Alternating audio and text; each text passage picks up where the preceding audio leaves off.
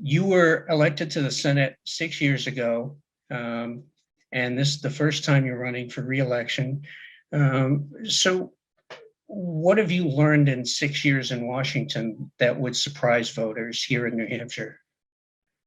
Well, let me just start, first of all, by thanking you for this opportunity, and also just giving you a sense of why I'm running for reelection. And then we'll move on to answer your question. But look, people in New Hampshire set aside their differences every day, and they work together and they get things done. And that is the example I've really worked to follow in the United States Senate. So I've worked across the aisle on a number of issues, but some of the things that I've really been focused the most on are expanding high-speed internet to every community in this state, making sure that we fix our roads and bridges, boosting manufacturing and innovation, making sure that we support our veterans so that they can get the care and the support that they have earned and deserve. I've also stood up to big pharma and big oil to take the steps that are necessary for us to begin lowering critical costs for granted staters. I have a record of delivering results, and I'm proud that I've been recognized as the most bipartisan senator in the country. Now, there is a lot more work to do. What I focus on is listening to granted staters about the things that are the most important to them, and then working as hard as I can and across the aisle as much as I can to deliver on those results and to deliver for New Hampshire.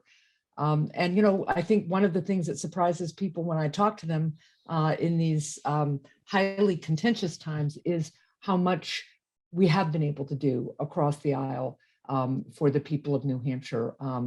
I mentioned some of the things just now, but one of the things I'm proudest of is working with Republican Bill Cassidy to end the absurd practice of surprise medical bills. That came directly from granted staters approaching me and saying, how come I'm getting these bills in the mail that often are thousands of dollars, even though I'm paying good premiums for my health insurance, and I thought this was all covered. And just by reaching out to Bill and saying, are you hearing the same thing from your constituents? And him saying, yeah, I am. He and I took on the whole healthcare industry, and over the course of 2 years, developed this legislation and got it passed. So that's, I think, something that surprises a lot of people when I talk to them about my experience in Washington, is that we are able to get things done across party lines, even in difficult times, and even when there's so much kind of contention and divisiveness out there. We asked our readers to weigh in on what's important to them in this upcoming election. And of course, abortion is a top of mind topic that they mentioned. Polls show that most Americans support the right to an abortion, but they also support limits, especially in the last 3 months of pregnancy. Senator Lindsey Graham, as you know, is proposing a federal ban on abortion after 15 weeks of gestation. New Hampshire has a 24-week ban. You've said all aspects of abortion should be a matter decided by women and their doctors. Is there a stage of pregnancy at which abortion should not be permitted, except in perhaps cases when it's medically necessary? So I thank you for the question. And I'm hearing a lot about this issue, and I'm hearing a lot about inflation in the economy too, and happy to talk about that as well. But let's talk about the issue of a woman's basic fundamental right to make her own reproductive health decisions, and the impact that some of these bans have on a woman's, not only her rights, but on her health and her safety. At the end of the day, this is about whether half of New Hampshire's population, half of the country's population, is trusted to make their own critical decisions about bodily autonomy, about if and when to have a family, and often in really tragic and difficult circumstances concerning a pregnancy that somebody planned and was anticipating with great joy.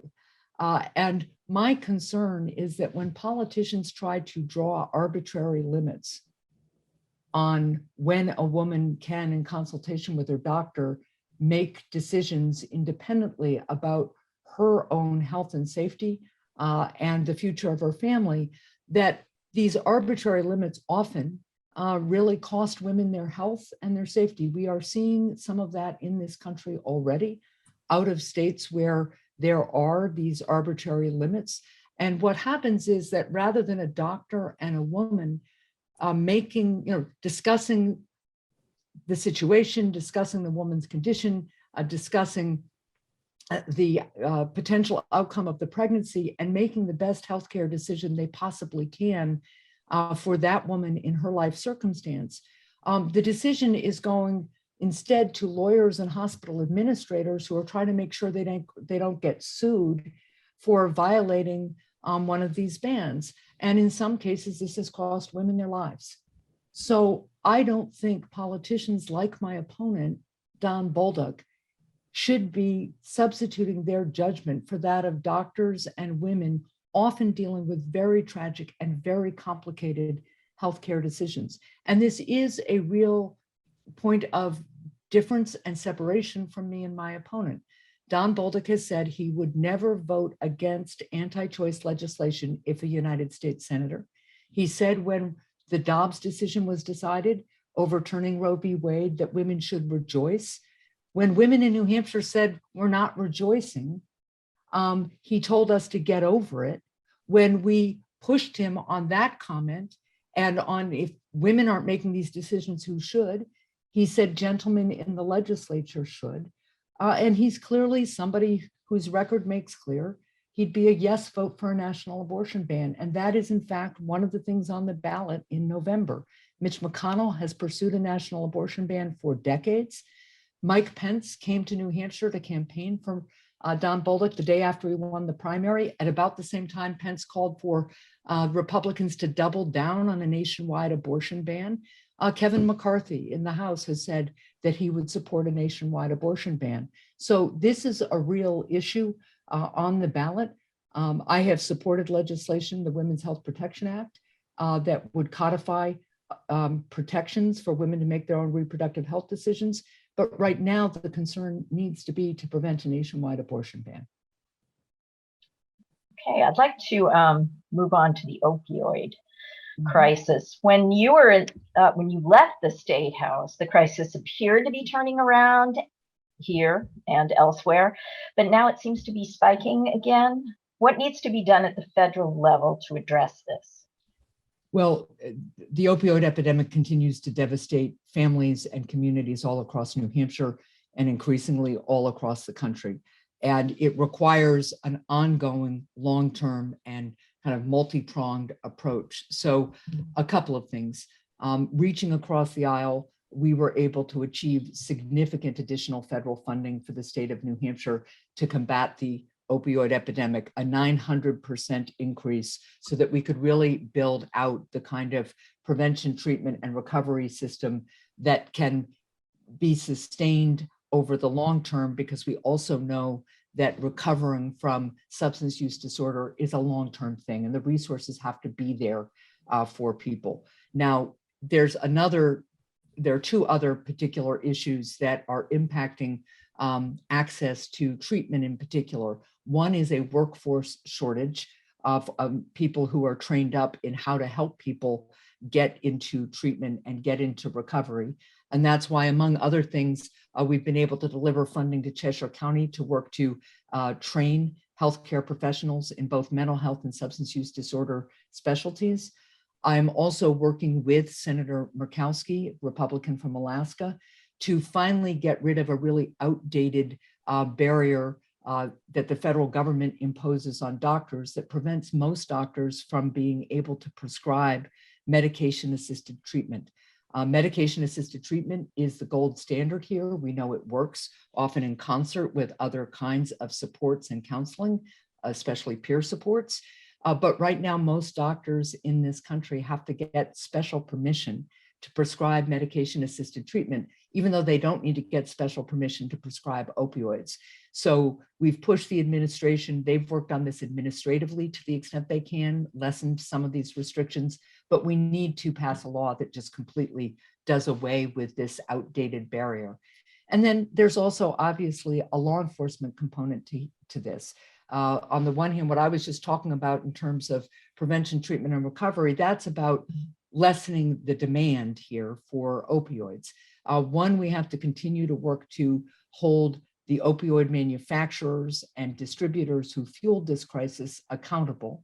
But we also have to take steps to hold the people who are making fentanyl or other synthetic opioids accountable and prevent the influx of that drug into our country. So in 2019, I traveled to China to confront Chinese officials about their turning a blind eye to fentanyl production in their country, and got some commitments from them that they would crack down on that. Then I came back home and worked across the aisle to make sure that we will have the tools in place to hold China accountable with a sanction system if necessary for their commitments. On the southern border, we know there's a huge influx of fentanyl from south of the border.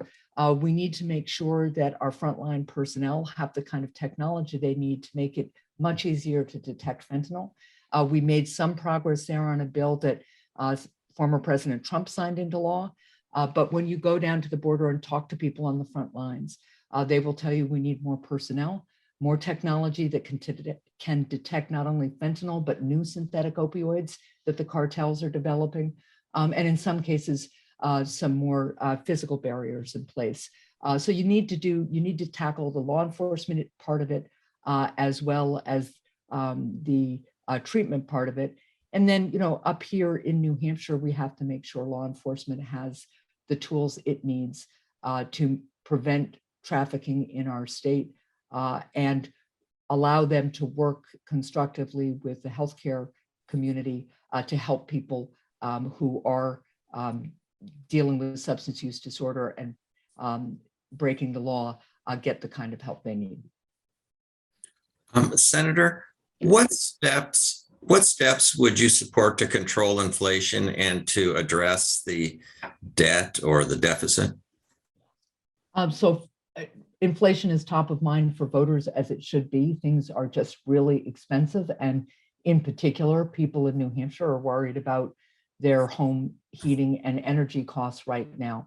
So there are some things we can do in the short term to help people with costs right now. And then there are things we need to do in the longer term to address the drivers of inflation, the long-term drivers of inflation. So let me just start with what we can do in the short term. In terms of home heating costs, I led a bipartisan push to get additional funding in our latest appropriation bills for significantly more home heating assistance. Overall, $1 billion nationwide to add to the home heating assistance we already have. And I've been encouraging Granite Staters to reach out to, among other things, their community action agencies to find out how they qualify for that.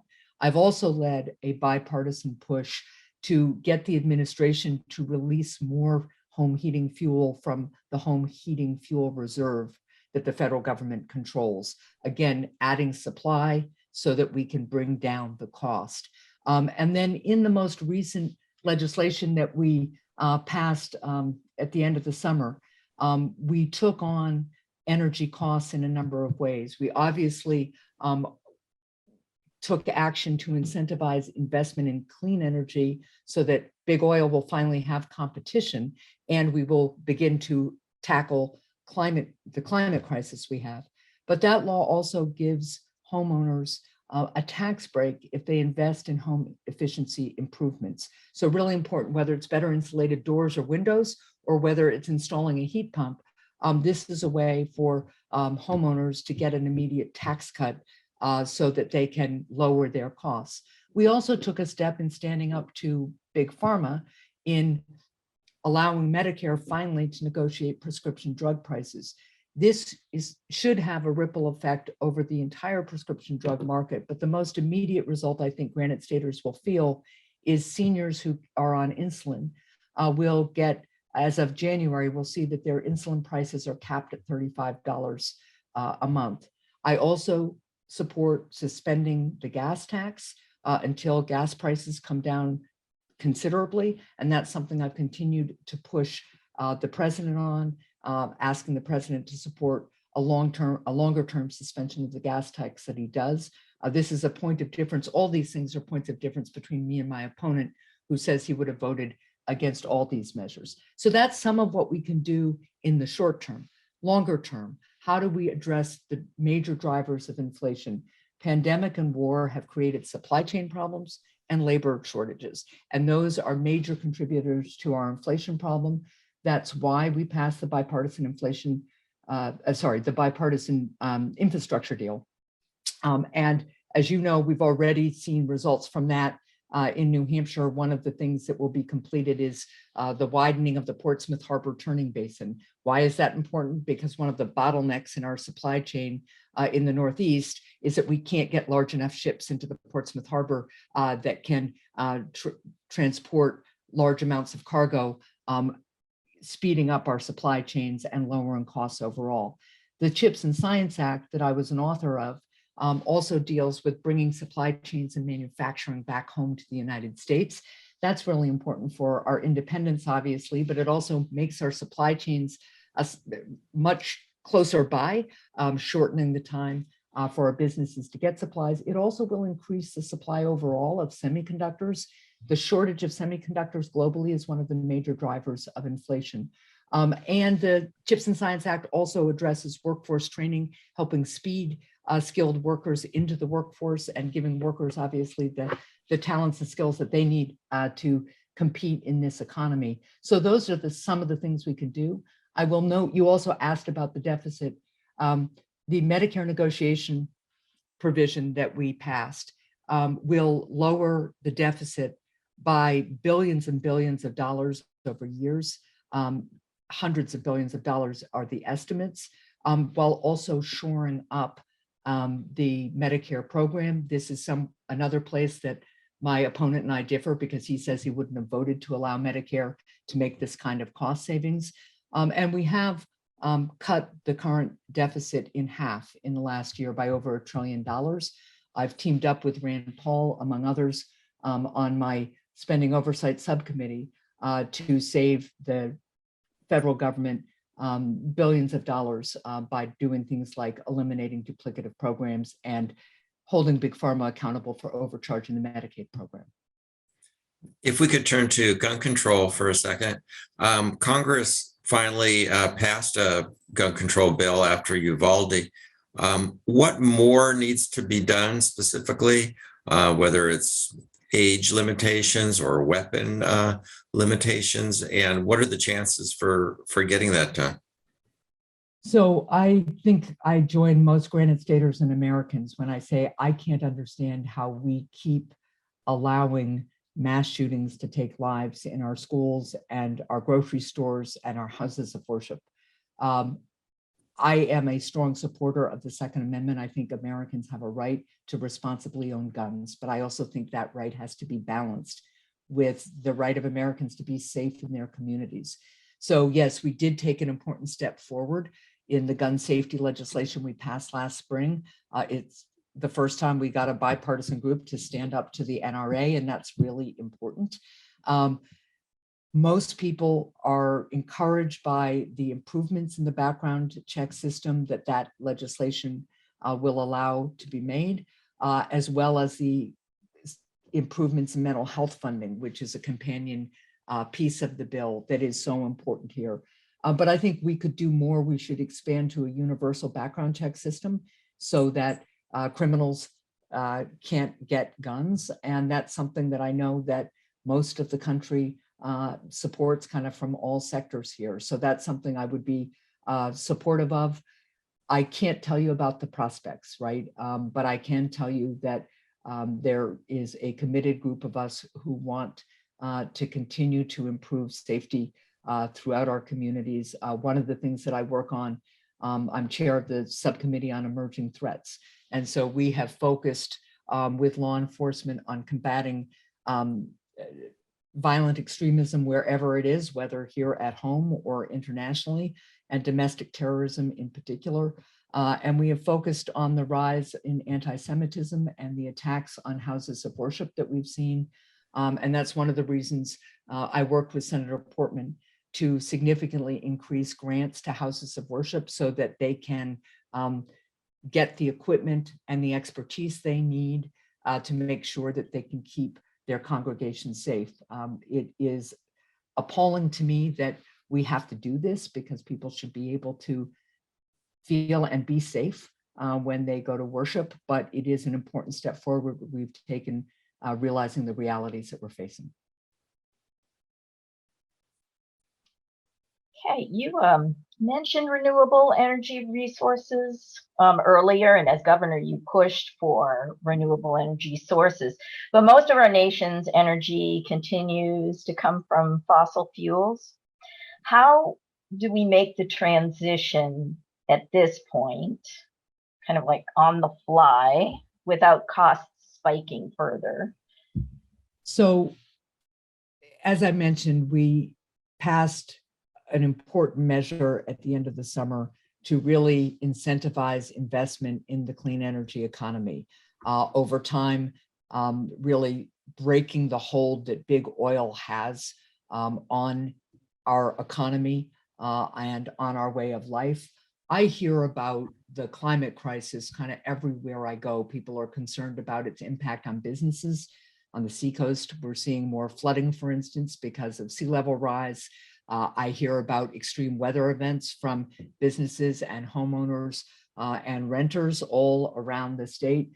People in our travel and tourism industry are very, very worried about the impact of the changing climate on tourism, on travel, and on really a way of life. And our farmers are worried about it too. So we have to break big oil's hold here.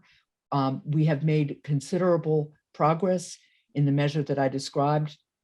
We're already seeing investments in clean energy technology because we passed those energy provisions at the end of the summer. One of the things we did in the bipartisan infrastructure package, which hasn't gotten as much attention, is funded a resilient and clean energy grid so that we will have a way for these clean energy resources to hook up to the grid and power our electricity, and the grid will be more resilient in the face of climate change. We believe that the steps we took at the end of the summer will reduce carbon emissions by roughly 40% by 2030. And that's going to be really important as we pivot to a clean energy economy. You asked about rising costs, and I'm going to note here that this is another area of real difference between me and my opponent. My opponent says he wouldn't have voted for the provisions that I just talked about that would help homeowners get a tax break for making energy efficiency improvements and bring investment into the clean energy economy, innovation and development into this country. But it's also really important to note that big oil has additional capacity in the United States already permitted that it is refusing to tap right now. So one of the things I really pushed on to help lower gasoline prices and energy costs generally, I successfully pushed the administration to tap the Strategic Petroleum Reserve so we could increase the supply of oil with the hope that the oil companies would tap the already permitted wells they have on federal land to increase the supply. But they have refused to do that. We are seeing record profits in big oil while we're seeing Granite Staters struggle at the pump. And big oil is really exploiting a pandemic and a war to make profits. The reporting that I've seen says they won't tap the wells that are already permitted because they are concerned that they would lose money doing it, that the demand would go down and they would make less money.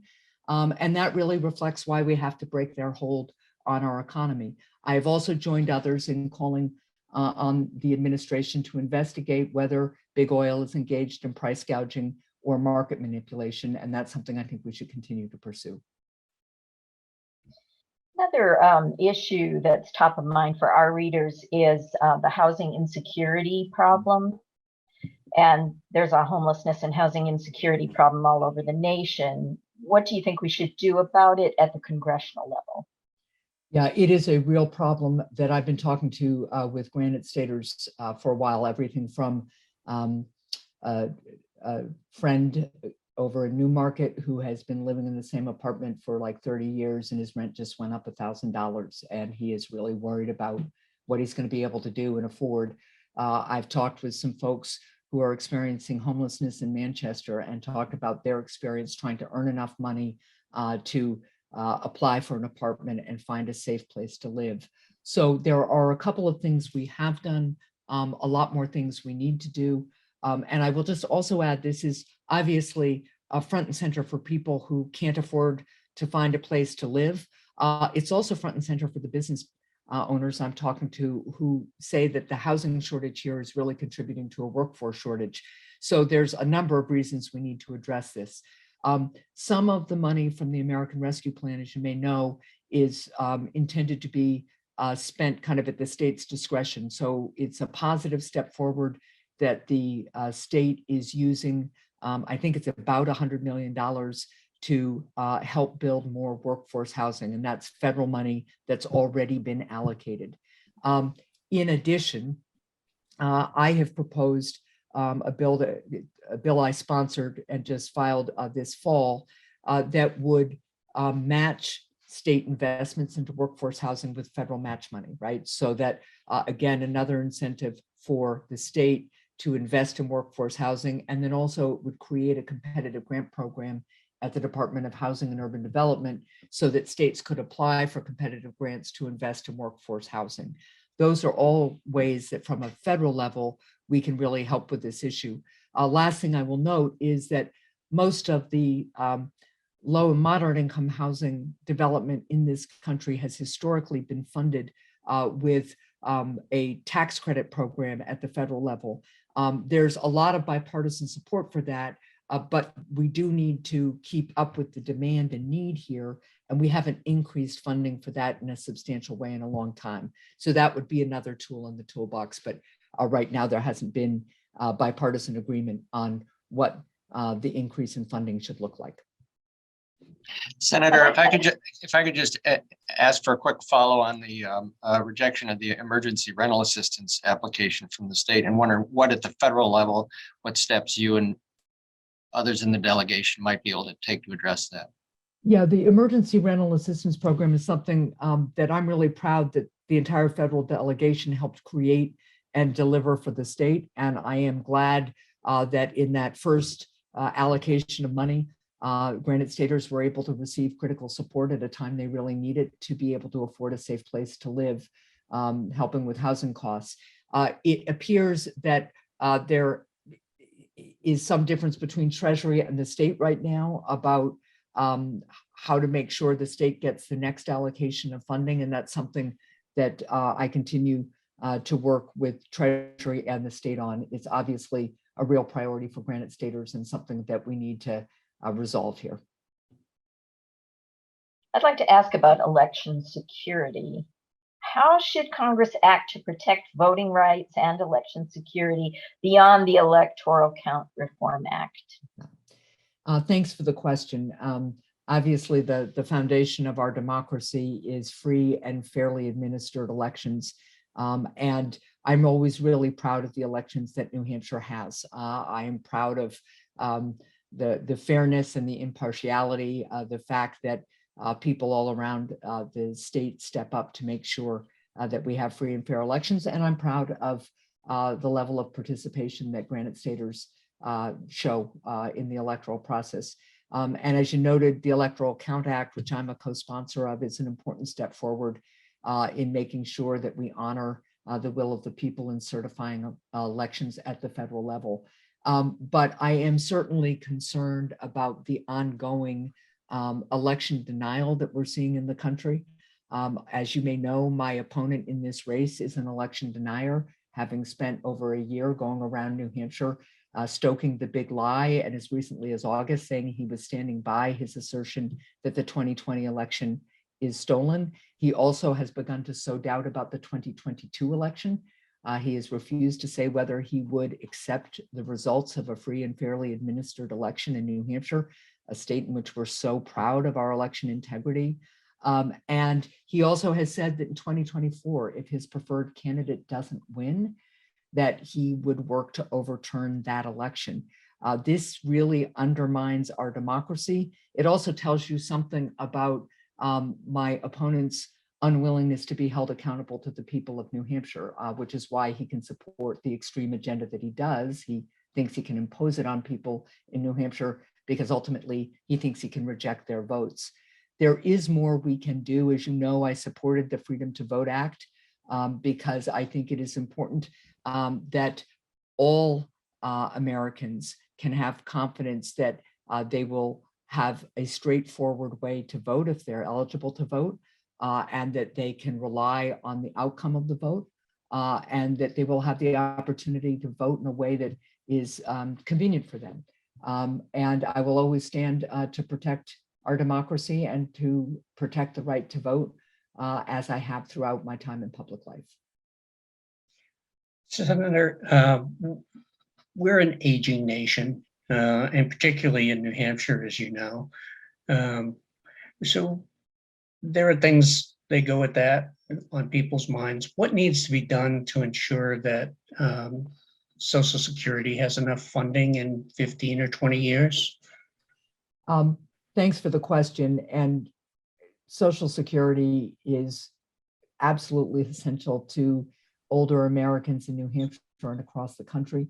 I have fought to protect it and strengthen it throughout my time in public life. I'll continue to do that.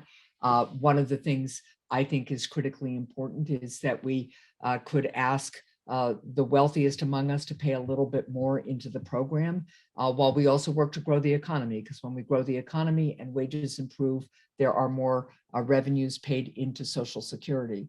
But I also want to be really clear that this is another area of very significant difference between myself and my opponent in this race. I'm always going to support and protect Social Security. People pay into the program throughout their working lives. They have earned the benefit and they rely on the benefit as they plan for a dignified and financially stable retirement. My opponent has said that he would eliminate Social Security, most recently saying it's been around since 1935 and it's time for a change. This is a real, not only difference, but it's a real threat to the financial security of seniors. And I want people to understand that difference. And I want people to know that I will always fight to protect Social Security, but also take other steps, protecting and strengthening Medicare so people can afford their prescription drugs, so their out-of-pocket expenses are limited. And that's another thing that we were able to do at the end of this year. Over time, Medicare recipients will see that their out-of-pocket expenses under Medicare Part D will be capped at a much more reasonable level. That will help them make ends meet. And I continue to work too on strengthening our home and community-based care system, which is so important to the ability of seniors to age at home and get quality care. I'm happy to talk about that more too. And are there other steps, being cognizant that a significant portion of the population is aging? Social Security is certainly a part of people's retirement plans, but there are certainly other aspects of, as you put it, aging with dignity, and so, are there other things federally that need to be done with an eye toward that shift or that bubble? Yeah, so a couple of additional thoughts. One, I want to emphasize again that we have made real progress in shoring up the Medicare program and saving seniors actual money in the short term by allowing Medicare to negotiate the price of prescription drugs. And seniors who are on insulin should see a cap on their insulin cost to $35 a month starting in January.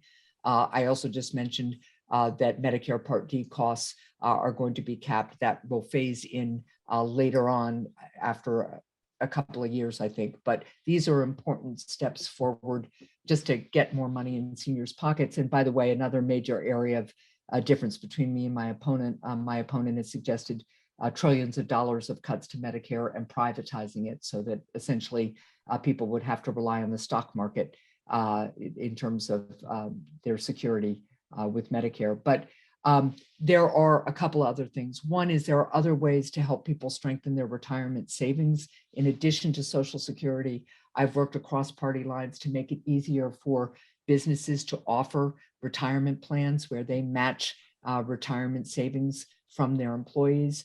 with a particular focus on the fact that women, especially because so many women work part-time, tend to have less retirement savings than men do. So ways that we can support part-time workers and workers in small businesses to save for retirement. Military spouses is another area of concern because they travel around so much and change employers so much that it's been harder for them to save for retirement. And then lastly, going back to home and community-based care, there are millions of Americans who want to be able to age at home. There are also millions of Americans who have a loved one at home, either who is aging or, as is true in my husband's and my case, an adult in the household with a significant disability who need care in the home. The problem for the family members is that they may want to be able to continue to go out and work while also making sure their loved one is being well cared for at home. But right now, we don't have the workforce or the system in place that really fully funds the kind of home care that there's a demand for. And so I'm a sponsor of the Better Care, Better Jobs Act. This is aimed at increasing the amount of home and community-based care available by doing two things. One, just increasing funding for it, so people can age or experience a disability at home, but also making sure that the workforce can earn a family-sustaining wage so that they can stay in the profession and make a career of it. And this then ultimately also frees up family members to go to work. Somewhere in the neighborhood of 6 million Americans report that they would be in the workforce right now if they could take care, make sure that a loved one at home who needs this kind of home care is well cared for. But because they can't, they stay out of the workforce. Both affordable childcare and affordable home care are critical issues in helping us deal with our labor shortage. And so there's a whole lot of reasons for us to invest in this. And it's one of the reasons that I continue to be a sponsor of this legislation and hope very much for the opportunity to be able to pursue it. So yes, affordable childcare is another topic certainly that our readers have expressed concern about. So how do we lower childcare costs and still pay childcare workers a reasonable wage?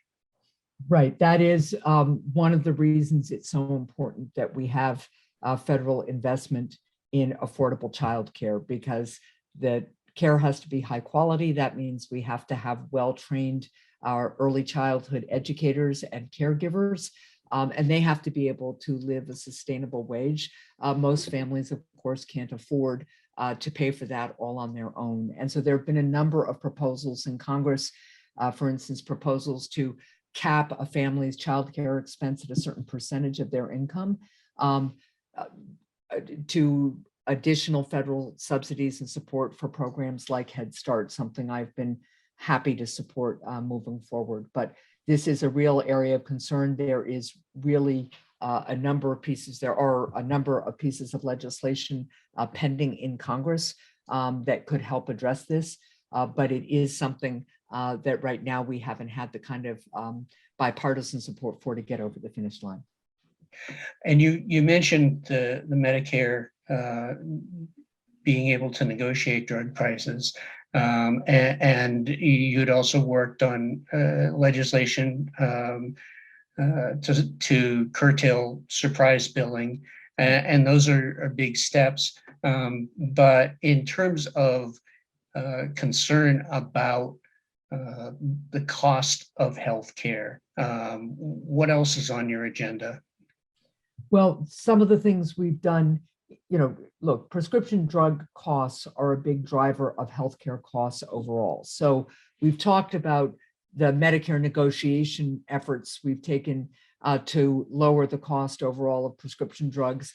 But I've also worked across the aisle to close a loophole that was allowing big pharma to overcharge our Medicaid programs for the drugs that Medicaid buys. That's another way, again, overall to lower the cost of healthcare. It's also really important that we get more generics on the market. So I've worked across party lines too to make it easier for generic drugs and biosimilars to get on the market more quickly, again, providing more competition.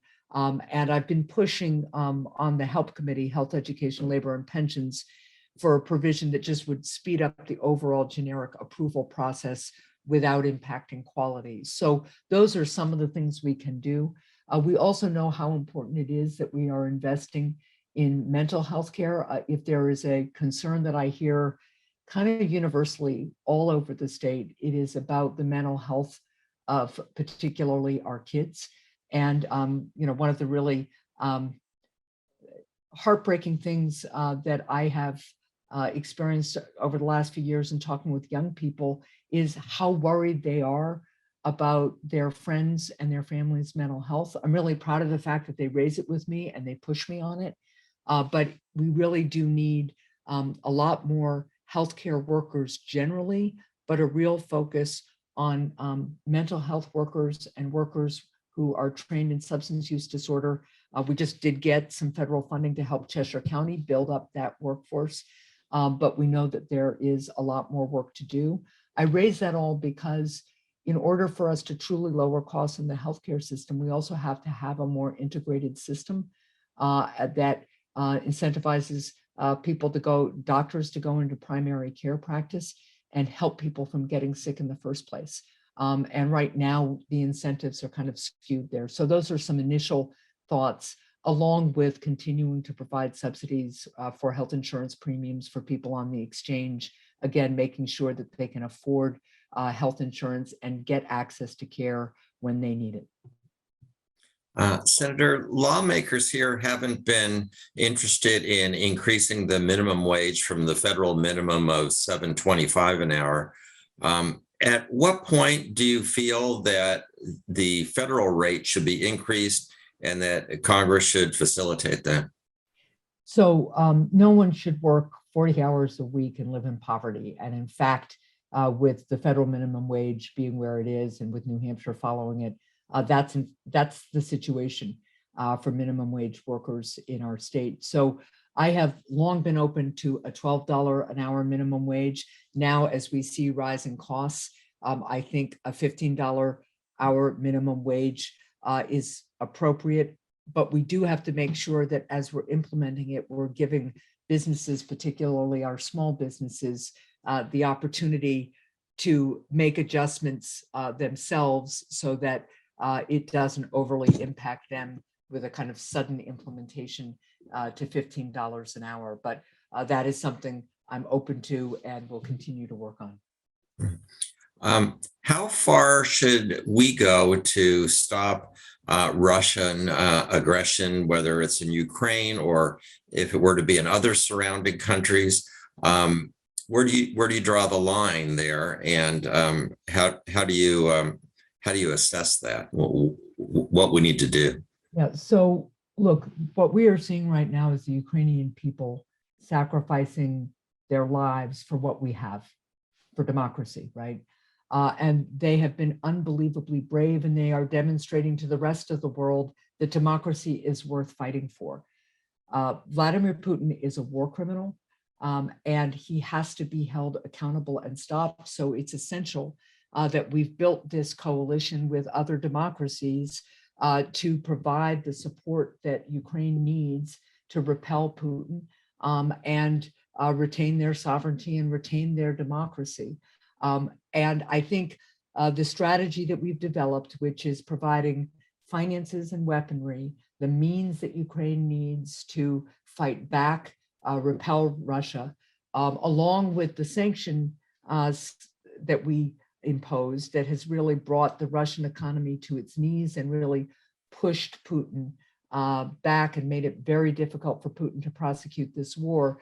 Those are an effective strategy that we're seeing play out on the ground. Now, in terms of what's next or how much support we continue to provide, I think we have to respond to facts on the ground.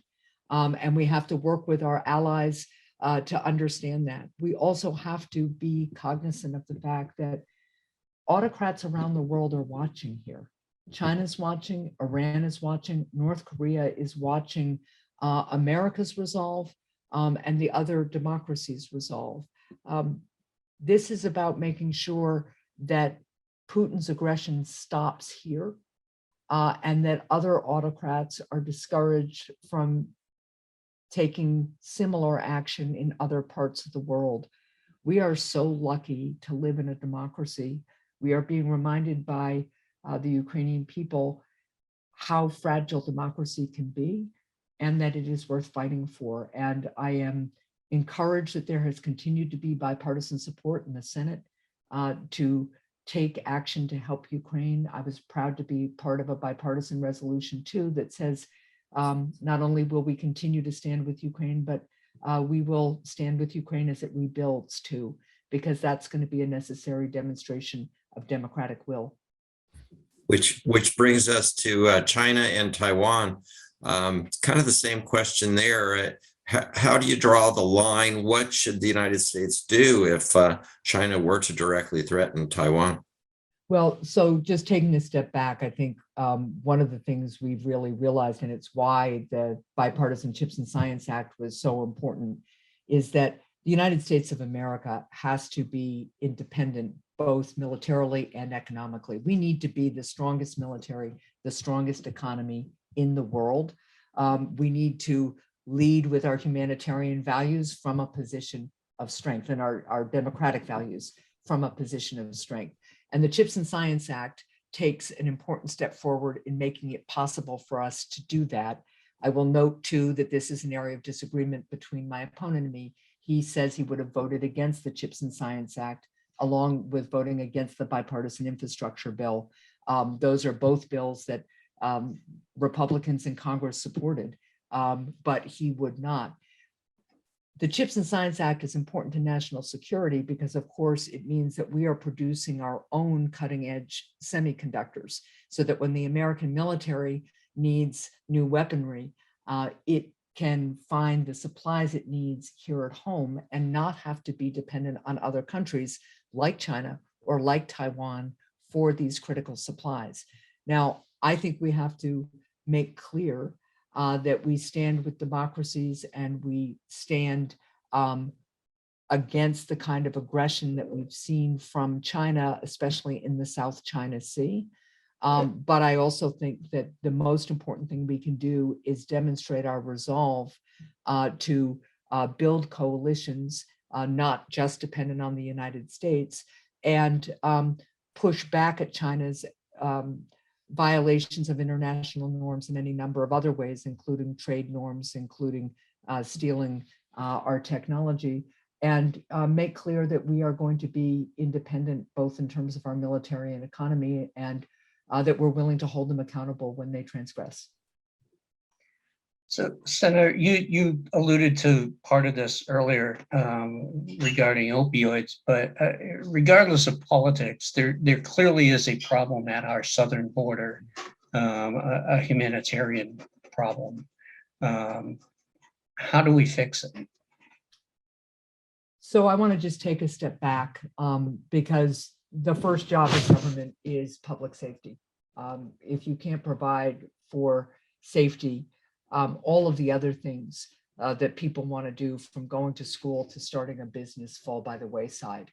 So it is really important that our first priority at the border be safety and security, so that we can have an orderly border that is also humane and reflects our values as a welcoming country. As a member of the Homeland Security Committee, I have traveled to the border multiple times. And I've talked with the frontline personnel, the Customs and Border agents who are charged with keeping our border safe. And they have been really, really clear that they need more personnel. They need more technology. There's a lot they can do with technology that can streamline functions at our ports of entry, both for trade purposes, as well as for individuals who are trying to cross in accordance with our laws. And then in some cases, we need additional physical barriers. So I have voted on a consistent basis to provide those additional resources so that we can, in fact, have the kind of border that will allow us to live by our values and enforce our rule of law which is also an essential piece of our democracy.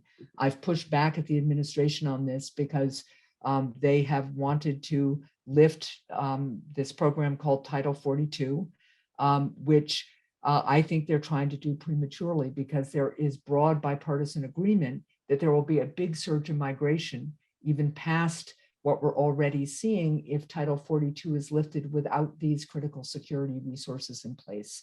So I'm going to continue to push for those resources and push back against the administration's attempts to lift Title 42.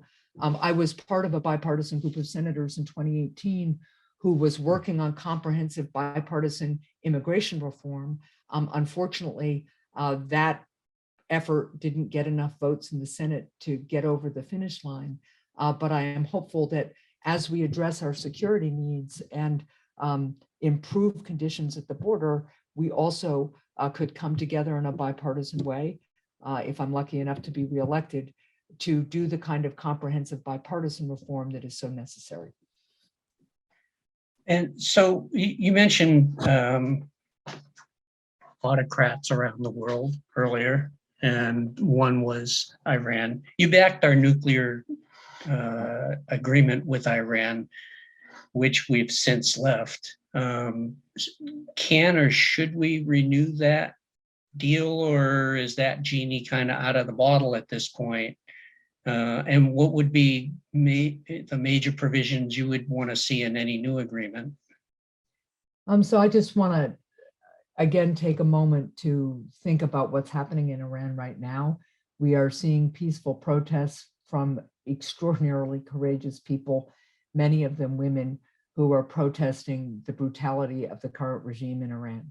And I am thinking of them and thinking of so many Iranian Americans who are part of the diaspora here, who are seeing what's unfolding in Iran right now with just extraordinary horror. And that brings me to the point, which is the only thing worse than the current regime in Iran is the current regime in Iran with a nuclear weapon. And we know that since the United States decided to leave the nuclear deal, that the Iranian progress towards a nuclear weapon has accelerated. I think it's critical that as the United States continues to explore re-entry into a nuclear agreement, that it recognizes that we are not in 2015 anymore, that Iran is closer to having a nuclear weapon than it was, and that Iran continues to support terrorism around the world and violate international rules concerning the use of ballistic missiles. And we should work as hard as we can to have any agreement address those concerns. We also, though, need to continue to build relationships with our regional partners to make sure that Iran knows that regardless of whether a nuclear deal is agreed to, we have the kind of partnerships with regional ally or regional partners, really, to confront and hold Iran accountable for its violation of international norms. This is obviously a very difficult and delicate time, but Iran needs to know that they will not find support among the nations of the world for the kind of aggression that it engages in. Returning to the domestic arena, you talked a little bit about public safety earlier, and crime, particularly urban crime, is an issue Republicans are leaning into heavily in this election. What measures should Congress take to address crime? Well, thanks for the question. I'm really proud to have earned the endorsement of the New Hampshire Police Association in this race. And I'm proud to stand with men and women in law enforcement who are putting themselves on the front lines each and every day to keep our communities safe. This is something I worked on as governor when I increased law enforcement funding in both of the budgets that I developed and got passed into law as governor, including increasing the number of state troopers, which continues to be a real, it should be a real priority for us in the state.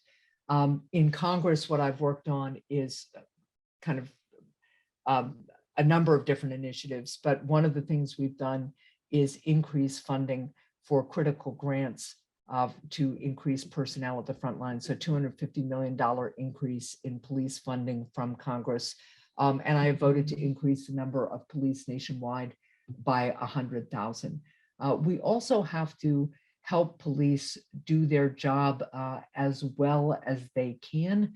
And one of the things I've been proud to work on is a bill that really helps police get trained up in de-escalation techniques. We know so many of the situations that we have seen, just terrible situations where police shootings have occurred as a result of kind of an escalating situation. And it's really important that police have the tools and the training they need to de-escalate. One of the great examples we've seen of police really working to understand how they can do their jobs as effectively as they can as partners in the community is actually in New Hampshire and Manchester, where you see the Manchester Police Department partnering with the public health advocates in the city, as well as mental health advocates, so that when they respond to a call, they not only have partners with different expertise to rely on as they navigate a call, but when they find themselves with a family, for instance, that's now got involvement with the criminal justice system, they know how to help the kids in that situation or other family members in that situation, in everything from getting counseling for the traumas they've experienced to getting transitioned into drug treatment, something that the Laconia Police Department has also really led on. So there are lots of good examples of ways that we can not only increase supports for police officers themselves and training, but also really learn from these examples in places like Laconia and Manchester about how the whole community can address public safety issues together. Last thing, police in New Hampshire and I think around the country are having a really difficult time with recruitment and retention. So it's really important that we make sure their compensation is competitive. It's really important that we strengthen the retirement system that police have access to, that we provide them supports given the trauma they face on the job, so mental health supports, and that their families know that if something happens to one of their loved ones related to the line of duty, that the family will have supports and benefits too. So those are other initiatives that I've worked on. Well, Senator, we have covered a lot of ground and we're just about on time. It's almost as if you've done this before. Before we go, is there anything else that we haven't talked about or that you haven't covered that you wanted to let voters know? Yeah, I thank you for this opportunity. I've enjoyed the conversation very much. I think what I would leave all of you with is this. I obviously would appreciate and hope to earn your endorsement. I would appreciate and hope to earn the vote of each and every Granite Stater out there. I've worked as hard as I can to listen to Granite Staters and deliver for them. We've talked today some about the work I've done, whether it's bipartisan work, which I think really reflects the way Granite Staters expect us to go at things, or whether it's standing up to corporate special interests to make sure that they're not taking advantage of you and preventing the critical progress towards a clean energy economy or towards more affordable healthcare or to more affordable energy costs that Granite Staters deserve. I do hope people will consider the choice they have in this election, because my opponent is possibly the most extreme nominee for US Senate that New Hampshire has seen in modern times. And I am very concerned that he's trying to hide his extremism from voters as we get down towards election day. So I hope people will consider the choice carefully. I hope you know how honored I've been to be your senator. It's been the honor of a lifetime to serve as both governor and now senator. And I'm running for re-election because I want to continue working together across the aisle to get things done for Granite Staters. Thanks.